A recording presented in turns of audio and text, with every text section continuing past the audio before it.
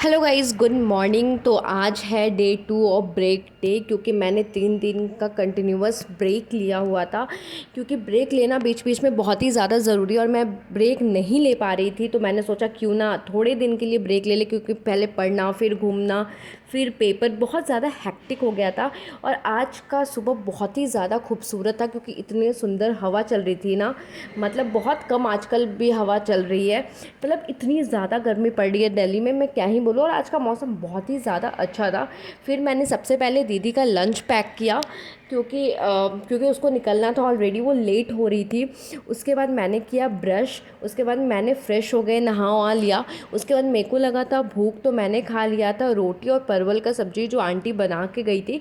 Aunty सुबह में ही दोनों टाइम का मतलब नाश्ता भी और दिन का खाना भी बना देती हैं, क्योंकि दीदी को सुबह लेकर जाना होता है लंच। उसके बाद मैंने सोचा कि थोड़ा सा वर्क कोई पेंडिंग था, मैंने सोचा चलो सबसे पहले हम वर्क कर लेते हैं।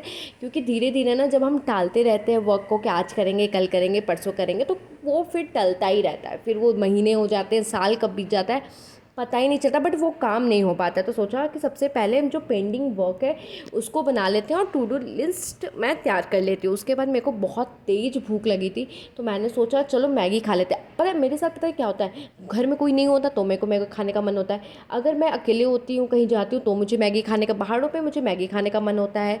अगर मेरे को भूख लगता है, सबसे पहले मुझे याद मैगी क्या आती है। मतलब मैगी जस्ट अ लव। उसके बाद मैं थोड़ी देर के लिए ना अभी लेट के फ़ोन ही चला रही थी, तब तक नींद आ जाता और मैं सो जाती हूँ। मेरे को पता नहीं, मैं दिन में वैसे नहीं सोती हूँ, क्योंकि मेरे साथ पता है क्या है कि अगर मैं दिन में एक बार भी सो गई तो फिर मुझे रात में नींद ही नहीं आती। चाहे इतनी लेट से नींद आएगी ना, मैं इरिटेट हो जाती हूँ, इसलिए मैं दिन में नहीं सोना प्रेफर करती हूँ। उसके बाद मेरे को लगा था भूख फिर से, क्योंकि शाम हो गया था। मतलब भूख तो नहीं लगा था, बट ऐसा कुछ खाने का मन था।